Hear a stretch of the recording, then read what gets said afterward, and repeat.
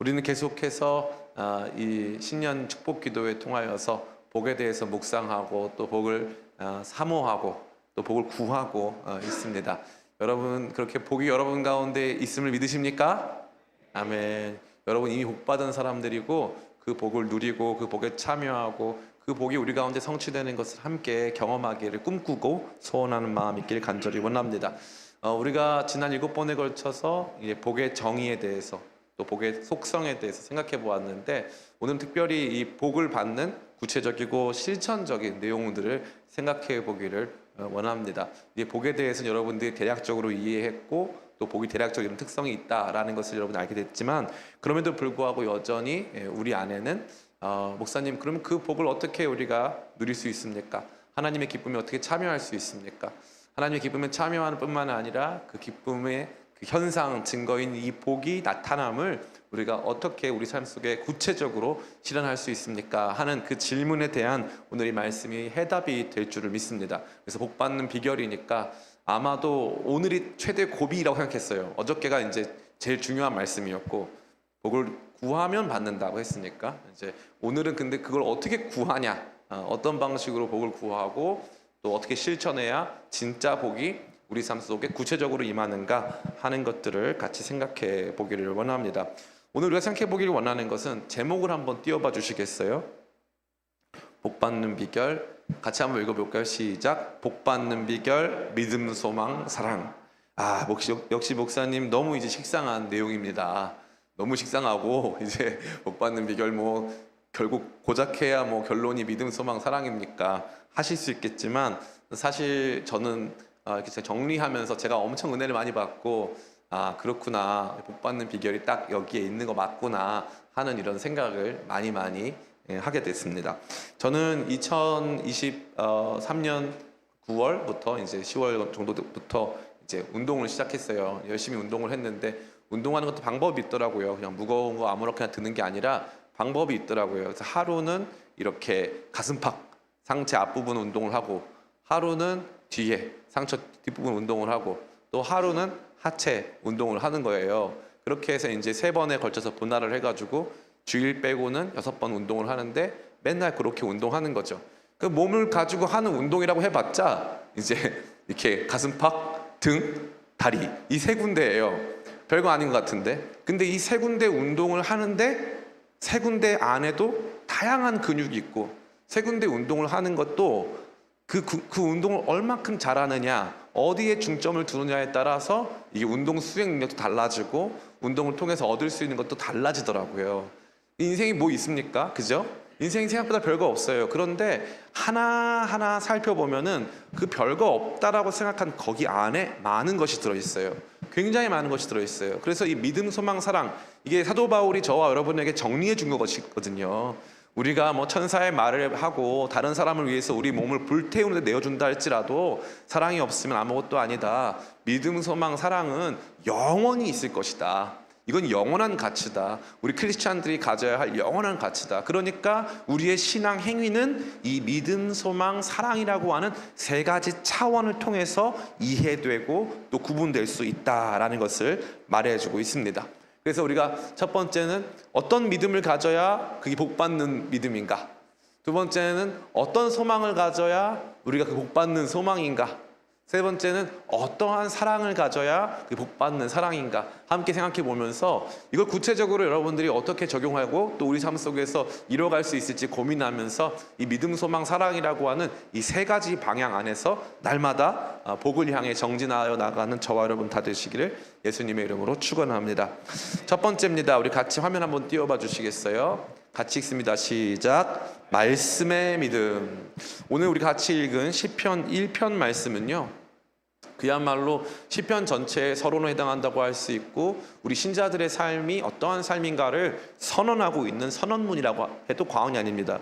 시편 1편은 1절부터 3절, 그 다음에 4절, 5절, 그다음에 마지막 결론에 해당하는 6절, 이 3가지 부분을 나눌 수 있는데 1절부터 3절은 복 있는 사람들이 어떤 사람들인가를 설명하고 있어요. 그럼 처음에 1절은 한번 띄워봐 주시겠어요? 1절은 복 있는 사람들은 뭐뭐가 아니다라고 부정하고 있죠. 복 있는 사람은 뭐뭐가 아닌 사람이라고 표정하고 있는 거예요. 그래서 뭐가 아닌 사람이고 2절은 복 있는 사람은 뭐 하는 사람이라고 되어 있죠. 그리고 3절은 그 복 있는 사람들에게 어떤 일이 나타나는가가 등장하고 있는 거예요. 그러니까 이 말씀은 복 있는 사람은 이런 사람이 아니다, 대신 이런 사람이다 라고 말하고 있고, 그런 사람은 이런 복을 받는다 라고 나와 있는 거예요. 그렇게 이해하면 1, 2, 3절에서 제일 중요한 거는 바로 2절이 되는 거예요. 복 있는 사람은 어떤 사람이라고 규정하고 있습니까? 같이 한번 읽어볼까요? 시작. 오직 여호와의 율법을 즐거워하여 그의 율법을 주야로 묵상하는도다. 여기까지 또 말씀 들으면 역시 우리 목사님 또 그냥 성경 읽어라, 뭐 통독해라, 초원 큐티 해라, 또 이런 얘기 하실 거라고 여러분 생각할 거라고 생각했어요. 근데 놀랍게도요, 한번 띄워봐 주세요. 놀랍게도요, 여러분 여기에 읽어라라는 표현이 있습니까? 읽어라가 없어요. 이게 신기한 거예요. 옛날에는 성경이 모든 사람의 손에 다 있었을까요? 없었을까요?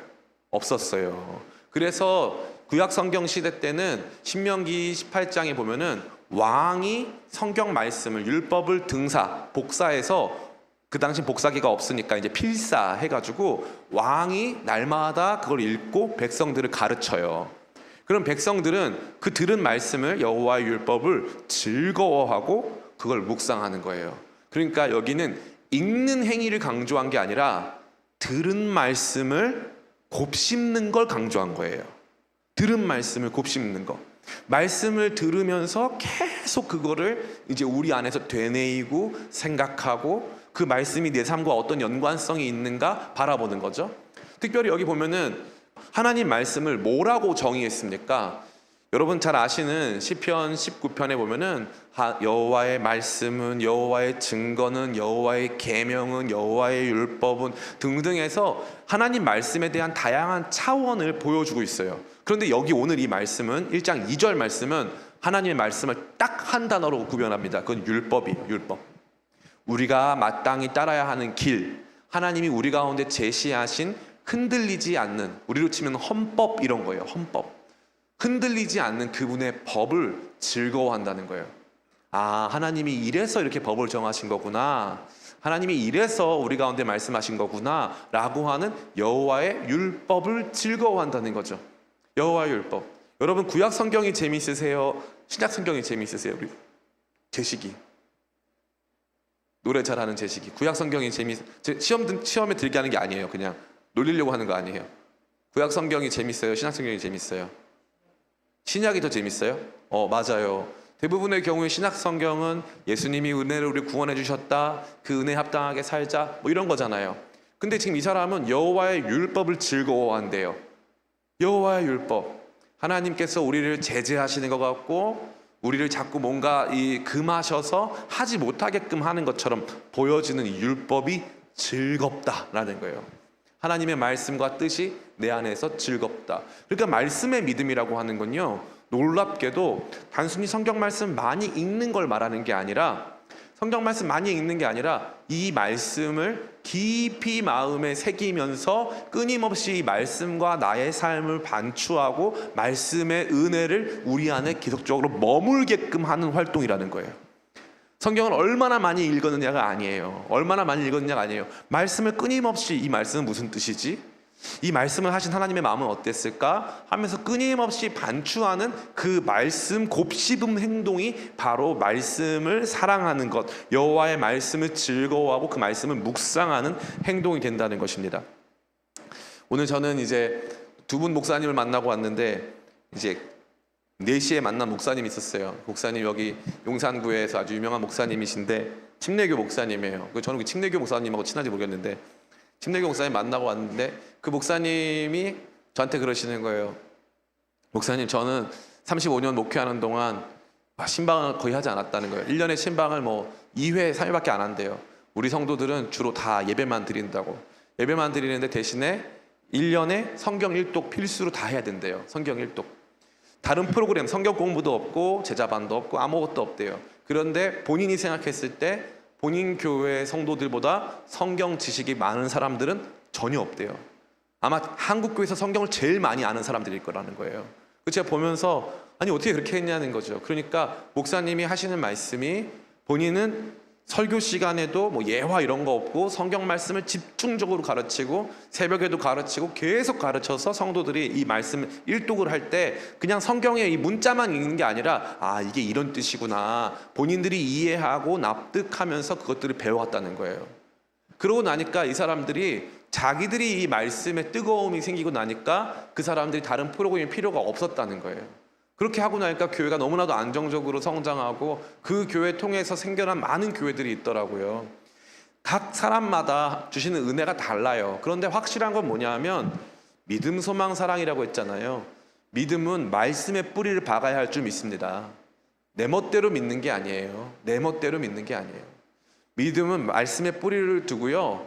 하나님의 뜻이 무엇인가를 곱씹는 거예요. 그러니까 우리 안에서 어떤 게으름이 있냐면요. 하나님 뜻을 알려고 하지 않는 게으름이 있어요. 하나님 뜻을 알려고 하지 않는 게으름. 그러니까 시키는 거는 할 거예요.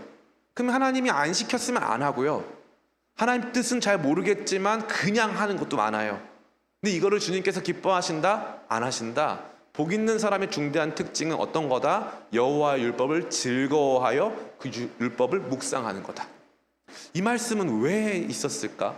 왜 나한테 이렇게 말씀하실까? 왜 우리 가운데 이걸 주셨을까? 하면서 말씀이 우리 안에서 막 역동적으로 움직이고 막 살아있고 그 말씀을 통해서 막 무릎을 치고 깨닫게 되고 이해가 되고 납득이 되고 말씀이 주시는 은혜 속에서 막 우리가 흔들림을 경험하는 그러한 과정이 필요하다라는 것입니다. 저는 지난 12월 27일로 기억하는데 금요기도회 때였는데 제가 그때 이제 시편 29편 설교를 하면서 여호와의 소리라고 하는 이 말씀이에요. 여호와의 소리는 힘이 있어 레바논의 백향목을 부수고 여호와의 소리가 암사슴을 낙태케 하는도다. 많은 분들은 아 목사님 요즘에 기분이 안 좋아. 그게 아니라 저는 실제로 그 말씀을 읽으면서 이 말씀의 부딪힘이 제 안에 막 오는 거예요. 그러면 여호와의 소리가 그 정도 능력 있고 그렇게 파워풀한데 나는 그 여호와의 소리를 온전히 전달하고 있을까? 우리 교회 성전에서는 여호와의 소리가 진짜 힘있게 레바논 백향목을 막 반으로 쪼개고 암사슴을 낙태케 하고 막 할 만큼 그렇게 강력한 여호와 하나님의 그 음성의 그 말씀의 파워가 나타나는가에 대한 도전이 생긴 거예요. 다른 누가 나한테 어떻게 하는 게 아니라 저 스스로 그 말씀 앞에 대답하게 되는 거예요.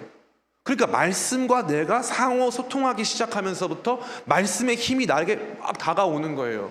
믿음도 훨씬 커지는 거예요. 그러니까 두려움이 있거나 뭐 제가 마음이 약해져서 절대 아니에요. 많은 분들이 그걸 잘 모르시는데 적어도 제가 기쁨의 교회 담임을 하는 동안 했었던 동안은 하나님 앞에서 제가 뭐 이거는 너무 확실한 건데 저는 최소한 먹고 살려고 이걸 하진 않았어요. 그러니까 저에게 있어서 진짜 이 말씀은 살았고 운동력이 있었고 하나님 말씀을 저는 믿고 여기까지 온 거예요. 그것만큼은 너무 확실한 거예요. 근데 저희가 생각했을 때 제가 잘했다고 생각하는 것 혹은 제가 저에게 주신 제일 큰 은사 물론 사랑이지만 그거 말고 이제 이렇게 실제적으로 목회 활동에 있어서 두드러지는 은사 중에 하나는 실제로 여호와의 말씀이 제 안에서 움직인다는 거. 제가 그걸 느낀다는 거. 여러분에게 설교하려고 없는 거 갖고 와가지고 한 적은 없다라는 거예요. 단 한 번도 없어요. 그건 저는 지금도 10년 동안 목회하면서 여러분 보시면 알겠잖아요. 설교를 저만큼 길게 하는 사람이 우리 교회에 있어요. 근데 저 말고도 있어요. 저만큼 길게 하는 분들이 아니 어디서 이렇게 설교 길게 하시는 분들 다 우리 교회에 모이는지 모르겠는데 저 때문인지 모르겠지만 설교 길게 하는 거는 저한테는 일도 아니에요. 몇 시간도 할 수 있어요. 설교문을 못 썼거나 뭐 설교할 거리가 없거나 이 본문이 무슨 뜻인지 모르겠거나 감사하게도 저는 그래 본 적은 한 번도 없어요. 그게 어느 자리가 됐던 어떤 모습이 됐건 뭐 사람이 좀 많거나 좀 까다로운 회중들이 있어서 그랬던 거지 하나님 말씀에 대해서 뭐 논쟁을 하거나 할 때는 제가 말씀에 대해서 누구 앞에서 이건 무슨 뜻인지 모르겠고 이 말 그래 본 적은 제가 회심한 다음에 한 번도 없었어요. 한 번도. 그러고 나서 제가 받는 제일 큰 복은 바로 이 말씀의 믿음의 복이에요. 말씀이 내 안에서 움직이면서 무릎을 치게 하는 거예요. 와 이거다. 이거다. 근데 이게 제가 성경 읽은 횟수가 많아서일까요? 아니에요. 제가 깨달았는데 성경 읽은 횟수는 여러분이 더 많을 수도 있어요. 성경 많이 읽었지만 성경 읽은 횟수 때문이 아니에요. 성경하고 씨름한 그 시간이 길기 때문이에요. 주야로 묵상하는도다. 여호와의 율법을 즐거워하는도다. 여러분, 제가 예전에 레위기 강의 다 했지만 아마 대부분 다 까먹으셨을 거예요. 근데 제가 레위기 같은 말씀도 제가 여러분에게 이렇게 레위기 강의하잖아요. 그럼 여러분 정말 신세계를 경험하실 거예요. 진짜로. 약 파는 거 아니에요. 진짜로. 물론 목사는 구약과 신약을 파는 사람이지만 약 파는 게 아니라 레위기가 이런 뜻이 있었구나. 이거 기가 막히네. 레위기는 철저히 수학적으로 계산된 내용이에요. 레위기가 이런 게 있었구나. 무릎을 쳐요. 그러니까 그게 왜 그러냐 하면 제가 모르겠으니까 그거 가지고 기도하고 씨름하고 막 주석책 읽고 누가 설교한 거 같이 들어보고 맞나 틀리나 막. 저는 이 유튜브 통해서 설교 듣잖아요. 그러면은 그 목사님이랑 저랑 배틀 중이에요. 배틀 중. 설교를 들으면서 그건 잘못된 해석인데 막 이러면서 저한테 주신 제일 큰 은사, 물론 사랑의 은사인데 그거보다 실제적인 은사는 뭐냐면은 말씀으로 씨름하는 은사예요. 말씀으로 씨름하는 은사. 근데 저는 그걸로 복을 받은 줄 믿습니다. 전 여러분도 그러셨으면 좋겠어요. 설교 말씀 듣고 그냥 집에 가잖아요. 다 까먹어요. 다 까먹습니다. 오늘 말씀 뭐 들었는지 아무것도 기억 안 나요. 아무것도 기억 안 납니다. 여러분 그거 많이 겪었잖아요. 물론 그 말씀 오래 들으면 콩나물 물 주듯이 물은 비껴가도 그래도 양분 없고 성장은 일어나요. 그런데 제대로 여러분 하시려면은 말씀 듣고 진짜 그런가? 시편 1편 말씀을 또 묵상하고 1절부터 3절이 의인에 대한 내용이고 4절 5절이 악인에 대한 내용이고 6절이 결론부네 하면서 요거를 자세히 살펴보면서 여호와의 말씀을 읽는다는 게 아니라 여호와의 말씀 율법을 즐거워하여 율법을 묵상하는 거구나. 그래서 여러분이 뭐가 있어야 되냐? 깨달음이 있어야 될 줄 믿습니다. 말씀을 읽다가 여러분 무릎을 치고 깨달아야 돼요. 무릎을 치고 이거였구나. 그러고 나면 무슨 일이 발생한 줄 아세요? 말씀을 읽다가 깨닫잖아요. 그러면 누구한테 전화를 걸어요. 아니면 누구를 만나려고 그래. 자꾸 만나서 근데 있잖아, 이 말씀이 무슨 뜻인 줄 알아? 이러면서 자꾸 가르쳐요. 그게 왜 그러냐면요, 여러분 신천지 보세요. 신천지 같은 이단도 사람들한테 말씀을 계속 묵상하게 하고 깨닫게 하잖아요. 그러면요 사람들이 그 말씀 듣고 신기하다 그러면서 엄청나게 기뻐하는 거예요. 이게 성경이요 여러분 생각하는 것 이상입니다. 제가 조심스럽게 말씀드리는데 최근에 은혜 받은 우리 그 JYP 박진영 씨 있잖아요. 저는 그분 너무 만나고 싶어요. 왜냐하면은 저는 그분이 회심한 게 가짜는 아니라 생각해요. 왜냐하면 정말 말씀 있고 깨달은 게 맞거든요. 근데 너무 위험해요. 그분은 너무 위험해. 왜냐하면 성경 말씀은 저만 깨달았을까요? 아니면은 성령 안에서 우리 모두 같이 깨달을 수 있을까요? 우리 모두 같이 깨달을 수 있어요. 그분 말이 맞으면 이 사람 말도 맞고 어느 정도 서로 우리가 같이 그릴 수 있는 공통의 분모가 존재한다는 거예요. 물론 그것이 예수 그리스도예요. 그런데 그분이 가르침을 받으려 하지 않아요. 저는 너무 위험하다고 생각해요. 너무 위험합니다 그거 지금. 근데 그분 영향력이 너무 커요. 너무 큰 영향력을 가지고 있어요. 그런데 혼자 말씀을 독점하고 있습니다.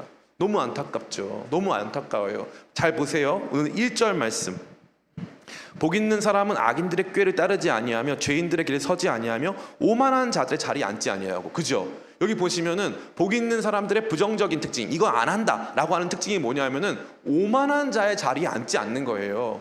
자기가 가장 높은 곳에서 모든 사람에 대해서 옳다 그르다 판단하지 않는다는 거예요. 그는 도리어 겸손의 자리에 와서 여호와의 율법을 즐거워해서 그 율법을 날마다 묵상하는 사람인 거예요. 그러면서 작은 깨달음을 얻고 그 깨달음을 가지고 서로 나누는 사람이 그게 복된 사람이거든요. 그래서 말씀이 여러분을 교만하게 한다?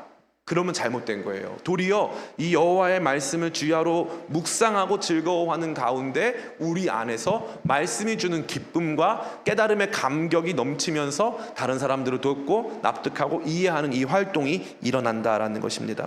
그렇기 때문에 복받는 행동의 최우선순위는 이 말씀을 믿는 거예요. 말씀을 믿으려면 말씀을 읽어야 되고 들어야 되고 그 다음에 묵상해야 돼요. 이 과정이 일주일에 한 번 예배 드리는 것만으로 될까요? 안 될까요? 안 됩니다. 안 돼요. 일주일에 한 번만 가지고는 안 되는 거예요. 이 과정이 여러분의 일상에서 일어나시길 축복합니다. 아침과 저녁에 말씀이 여러분의 믿음을 주도해야 돼요. 말씀이. 기도 가운데도 하나님 말씀이 터져 나와야 돼요. 기도를 하는데 계속 그냥 하나님의 말씀은 온데간데 없고 하나님의 약속은 온데간데 없고 나 하고 싶은 얘기만 쫙 하고, 하나님께서 내게 주신 말씀, 예 주님 그렇습니다, 복이 있는 사람은 여호와의 말씀에 즐거워한다 하셨는데 제 마음의 즐거움이 어디에 있습니까? 하면서 주님 앞에 그 말씀을 토대로 기도해야 하는데, 말씀이 우리의 땔감이 돼서 우리의 은혜를 뜨겁게 만들어야 되는데, 말씀이 움직이지 않는 상태에서 기도만 했다, 말씀이 움직이지 않는 상태에서 섬겼다, 말씀이 움직이지 않는 상태에서 여러분 선교 나갔다, 말씀이 움직이지 않는 상태에서 여러분 교제한다, 그러면 다 망하는 거예요. 이 말씀의 믿음이 가장 중요합니다. 제가 여러분 오늘 이 세 가지를 읽었는데 이건 제가 자의적으로 제가 그냥 이건 요렇게 이건 저렇게 이게 아니라, 성경에 나오는 모든 복을 쫙 깔아놓고 그 복을 이렇게 그룹별로 묶어놓으면 딱 이 세 가지예요. 첫 번째는 하나님 말씀 기뻐하고 즐거워하고 말씀 묵상하는 것.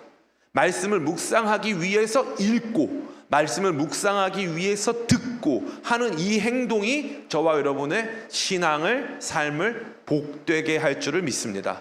여러분 그래서 말씀 사랑하시기를 축복해요. 말씀 사랑하시기를. 제가 아쉬운 건 뭐냐면은 제 나름대로는 이제 말씀을 열심히 가르쳤다고 생각했는데, 우리 교회가 그럼 말씀 수준이 높으냐? 이제 제가 개척한 초창기만 하더라도 우리 교회 말씀 수준이 굉장히 높았어요. 근데 얼마 전에 우리 강설민 집사가 저한테 그러더라고요. 목사님 이제 설교가 거의 애기 이유식 떠먹여주는 수준이래요. 옛날에는 집어먹기가 어려운 설교였는데 요즘 설교는, 그래서 다들 뭐라고 하시냐면은 요즘에 우리 성도님들이 목사님 말씀이 너무 좋아졌다는 거예요. 그 왜 좋아졌느냐? 제가 말씀 준비를 좀 덜 하거든요. 듣기가 편해진 거예요. 제가 이제 목회에 닳고 다른 거죠. 예전에는 안 그랬어요. 예전에는 딱 앉혀놓고 제대로 이제 완전히 뽀갠다 이런 마음 가지고, 그리고 우리 교회 그때는 신학생들이 많았어요. 그러면 신학생들이 제 설교 듣고 가잖아요. 그럼 와서 하는 얘기가, 목사님 이번 주에 신약학 시간에 배운 얘기 오늘 설교 시간에 나왔어요. 목사님 이번 주에 구약학 시간에 내온 얘기를 어떻게 목사님은 다 알고 있냐 이거예요. 그렇게 제가 치열하게 해왔었어요. 근데 여러분 제가 너무 아쉬운 거는 언젠가부터 우리가 하나님 말씀에 대한 열정이 사그러들었어요.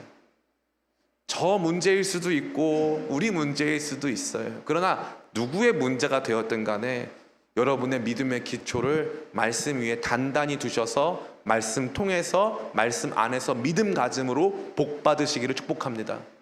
말씀 빼고 내 멋대로 믿어서 절대 복이 임할 수가 없습니다. 말씀 빼고 믿는 사람들 거의 복을 받지 못해요. 저는 여러분들이 복이 있는 사람은 여호와의 율법을 즐거워하여 그 율법을 주야로 묵상하는 자로다. 이 말씀은 이런 뜻이구나, 이 말씀은 이런 뜻이구나. 그 말씀이 한 주간 내내 우리를 막 붙잡아가지고 그 말씀 때문에 막 내 마음 안에서 막 고통하고, 말씀 때문에 울고 말씀 때문에 웃고 하는 그 역사가 여러분 가운데 회복되시고 말씀이 주는 믿음의 복을 경험하게 되시기를 예수님의 이름으로 축원합니다. 두 번째 같이 읽어볼까요? 한번 띄워봐 주시겠어요? 시작. 기도의 소망. 오늘 우리 본문 말씀 예레미야 17장 7절 말씀입니다. 같이 읽습니다. 시작. 그러나 무릇 여호와를 의지하며 여호와를 의뢰하는 그 사람은 복을 받을 것이라. 아멘. 무릇 여호와를 의지하며, 이건 일반적인 거죠. 여호와 하나님을 의지한다, 하나님을 붙잡는다 수준이에요. 의뢰한다는 건 뭐예요? 의뢰한다는 건 그분께 구체적으로 무언가를 맡겨드리는 것을 말하는 거예요. 주님이 이 문제 해결해 주세요. 저는 이거 해결 못합니다. 이 어려운 문제는 주님께서 해결해 주세요. 그런 사람은 뭐라고 되어 있어요? 복을 받을 것이라. 기도하는 사람이 받는 복에 대해서 성경이 너무나도 많이 말하고 있어요. 우리가 심지어 그 어저께 생각해봤잖아요. 추구하는 사람, 복을 추구하는 사람이 복을 받게 되어 있는 거예요. 복을 원하지 않는데 누가 복을 줍니까? 하나님은 원하지 않으면 주지 않으세요. 원하지 않는 사람은 왜 복을 줍니까? 원하지 않으면 안 주십니다. 기도하면 복을 받는 줄 믿습니다. 기도하면 복을 받아요. 오늘 점심에 그 이제 가수 김장훈 씨 어머니 되시는 김성애 목사님이랑 이제 오랜 시간 같이 얘기를 했어요. 목사님이 이제 89세신데 정말로 너무 정정하시고, 정정한 수준이 아니라 그냥 50대 같으세요. 50대. 정말로 지금도 말씀을 잘 전하실 뿐만 아니라 아주 뭐 지혜가 엄청나시고 대단하신 분이신데, 이분이 이제 자기 아들 때문에 너무 김장훈 씨 때문에 기도를 많이 한 거예요. 도저히 풀리지가 않을 것 같았던 거죠. 그리고 심지어 중간에 이제 김장훈 씨가 활동을 멈춰야 되는 상황도 온 거죠. 그리고 이 엄마랑 1년에 한 번도 잘 안 만난대요. 그런데 한 번 통화하면 8시간 통화하는데 안 만나게 되면 한 번도 안 만난대. 근데 재밌게도 이 아들 돌아오라고 평생을 기도했는데 아들이 안 돌아왔다는 거예요. 그런데 요즘에 그 김장훈 씨가 은혜를 받고 있는 거예요. 그래서 새롭게 하소서 가서 간증하고, 그 다음부터 변화가 일어나가지고 육군 훈련소에서 그 청년들하고 같이 예배 드린다고, 한 달에 한 번씩은 훈련소 가서 청년들하고 예배 드리면서 간증 사역하고 싶다고 본인이 그랬다는 거예요. 그래서 제가 그랬어요. 목사님 복 받으셨네요. 그랬어요. 그랬더니 그 목사님이 나는 세상에서 제일 크게 복 받은 사람이래요.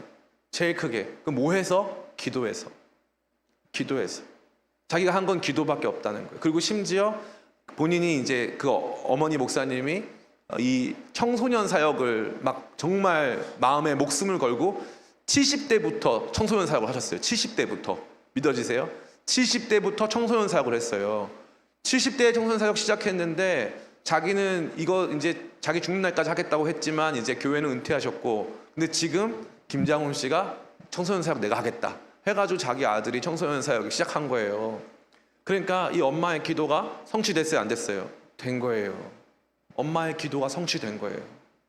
자기 너무 복 받았다는 거예요.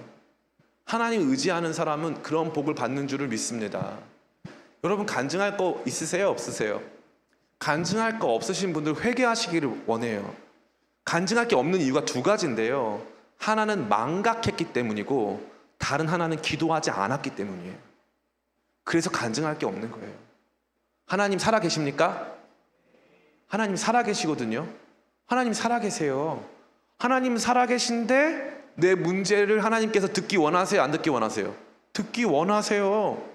하나님은 살아계시고 내 문제를 듣기 원하고, 들으시면 응답하시고, 노에는 노, 예스에는 예스, 기다리라고 하면 기다려. 하나님께서 명령을 주실 텐데, 그래서 응답을 받는 거거든요. 응답은 예스만 있는 게 아니에요. 노도 있어요. 나 그건 안 된다 하는 응답도 있는 거예요. 근데 내가 응답도 없고 그 응답을 통해서 받은 간증도 없다. 그러면 1번은 기도하지 않았기 때문이고, 2번은 사실 있었는데 망각했기 때문이에요.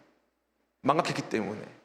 제가 여기 계신 분들 대략적으로 한 70% 이상은 여러분 기도 제목 그때 기도했던 거, 그때 여러분 저한테 기도 제목 주신 거 제가 다시 말씀드릴 수 있어요. 더 놀라운 건 그 제목들이 대부분 다 어떻게 됐습니까? 응답이 됐어요. 응답이 됐어요. 응답이 됐다고요. 근데 우리는 그거 간증하지 않아요. 왠지 아세요? 우리는요, 하나님께서 이 망각은 하나님께서 주신 은혜이긴 해요. 그런데 확실한 건 하나님이 이 망각이라고 하는 시스템은 자동 시스템이에요. 근데 하나님이 뭐라고 하셨냐면은 너희는 기억하라. 신명기 말씀 다 읽어보세요. 기억하라. 우리가 기도 통해서 어려운 고비들을 넘어오고 하나님 바라보고 했었던 이 모든 것들을 너희는 기억해라. 그때 애기 아파서 울면서 기도했던 거, 그때 돈이 없어서 울면서 기도했던 거, 그때 내 인생이 어디를 가야 될지 몰라서 기도했던 거 하나님께서 다 해결해 주셨는데 그거 기억해라. 그러면 어떻게 된다? 그러면 다시 기도할 수 있어요. 근데 망각하면 다시 기도가 안 나와요. 저는 요즘에 다시 기도의 축복을 받았어요. 제 요즘에 소망이 막 차올라요. 우리 교회가 역대급으로 어렵거든요. 역대급이에요. 너무너무 어려워요. 두 번째 개척을 하는 기분이에요. 근데 제 마음에 소망이 넘쳐요. 왜냐하면 생각해봤는데 처음에 개척할 때도 그랬거든요. 근데 지금 지나고 보면은 다 은혜로 넘어왔거든. 근데 저만 그거를 망각했던 거예요. 기도의 소망이 회복되니까 제 마음 가운데 기쁨이 있는 줄을 믿습니다. 사랑하는 성도 여러분, 복 있는 사람은 여호와를 의지하고 그분을 의뢰하는 사람들이에요. 하나님 의지하지 않고 내 힘으로 살겠다, 내 방법으로 살겠다, 내가 생각해 놓은 계산대로 살겠다, 그러면은 복이 없습니다. 그 복은 뭐라 그랬어요? 하나님의 행복, 하나님의 기쁨의 증거라 그랬어요.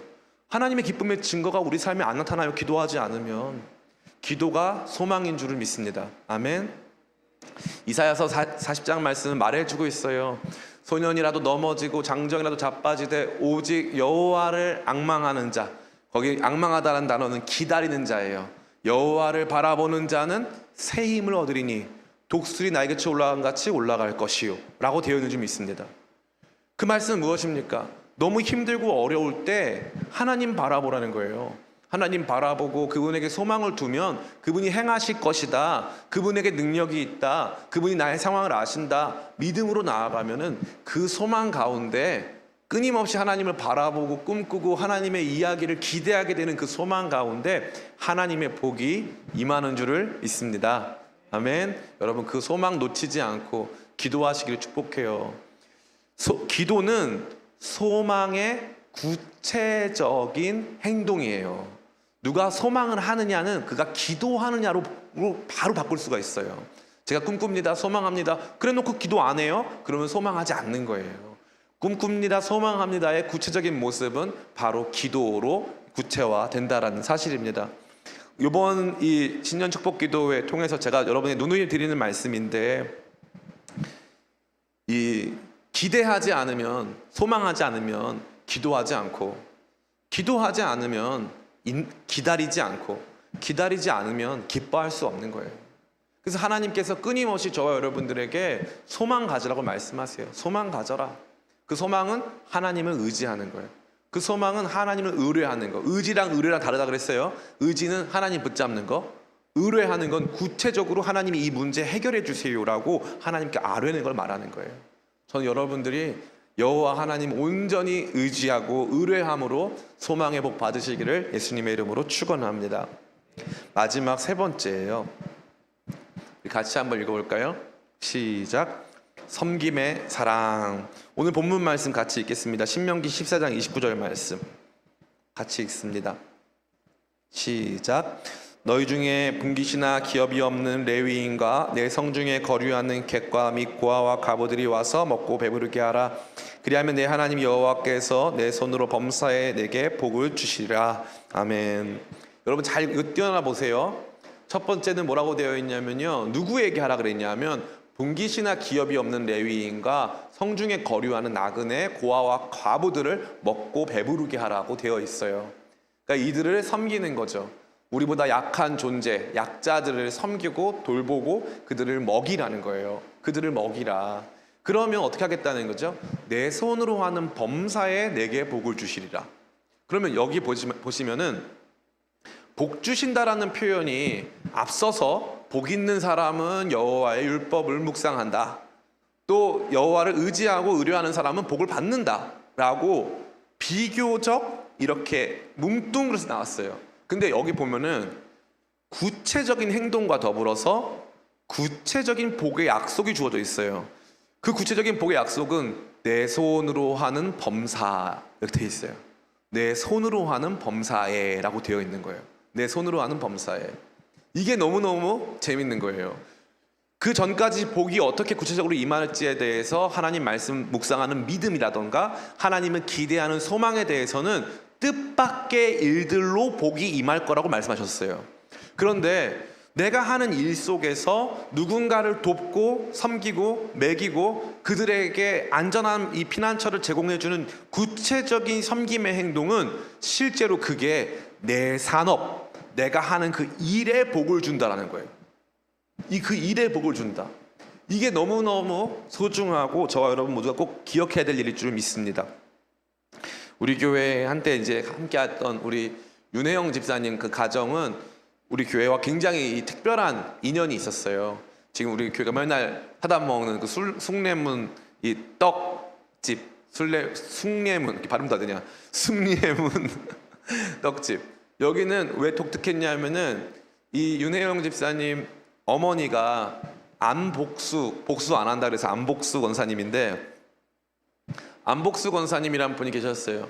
근데 이분은 남대문 시장에서 이제 떡을 이렇게 만들면 10,000원을 팔면은 이제 만 원어치를 만들면 5,000원은 지나가는 거지, 배고파서 먹을 거 없는 할머니, 이런 분들 드려요. 5,000원어치 떡은.